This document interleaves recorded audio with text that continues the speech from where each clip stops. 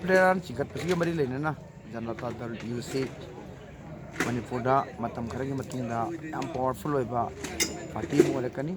duga lakadriba akoigi 23 suba Vidhan Sabha election su akoigi substantial numbers of candidates akoi mai pakani government simokpada akoi yam ki role achawam logani habse tabak yamna thajabiu hojik JDU gi vision Sri Kumar na Bihar tawriba thabak mayam vision singche yam phajaba wakhallon yadana JDU gi vision se akoina Manipur Pajana loina pamnai BJP gi soirakpa Congress legana soi mayam tawbusida alternative thirakpa matanda JDU sina best party ni se mayam khanari